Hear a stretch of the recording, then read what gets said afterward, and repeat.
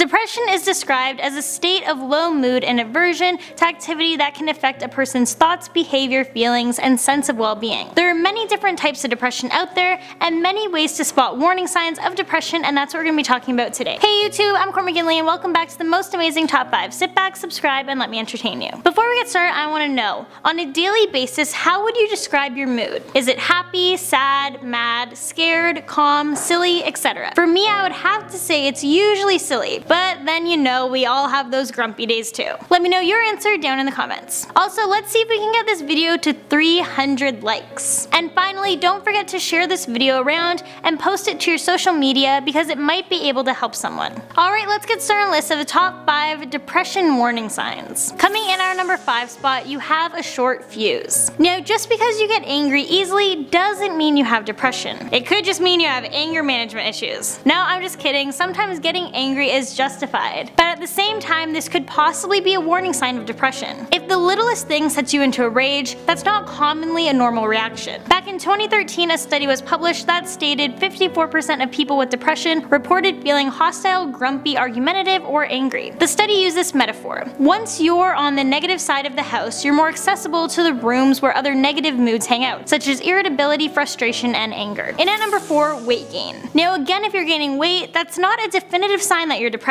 It could mean that you're just not eating as well as you should be. Although if you are snacking a lot more and eating more comfort food than usual, then this could be a sign. Comfort food raises levels of the mood, boosting brain chemical serotonin. But over time, emotional eating can lead to weight gain and feelings of guilt and shame. Also, high levels of stress and depression make it tough to drop the pounds as you're not motivated to do so. But depression can also cause the exact opposite reaction, and some people lose weight as they have zero energy to eat and they just don't have an appetite. At number 3, indecisive. When you suffer from depression, your cognitive processes take a big hit. Little things that you normally don't have to think twice about now seem like the biggest decisions you've ever had to make. People with depression both try to avoid decision making altogether and tend to be slower if forced to make a decision. Coming in our number 2 spot, you feel numb. When you're depressed, sometimes you have overwhelming feelings of sadness, but for other people, they could just feel numb. If this is the case, then you literally feel like there's no point of getting out of bed in the morning, and nothing is giving you that motivation. Things that once made you happy or sad now barely register. You pretty much feel like a zombie. This feeling will also cause you to push people away and become cold and distant. You basically just feel hopeless and don't care about anything anymore. And at number 1, you're in pain. It turns out mental illness and pain share some of the same biological pathways and neurotransmitters. A shocking 75% of people who suffer from depression also say that they deal with reoccurring pain. People with depression are 4 times more likely to have intense or disabling neck and lower back pain than those without. A Canadian study wrote by Kravitz stated, "When you're in a negative state, you tend to tune into your body more carefully, and therefore feel discomforts more accurately." And there you have it, that's a list of the top 5 depression warning signs. If you think you or someone you know is suffering from depression, the best thing you can do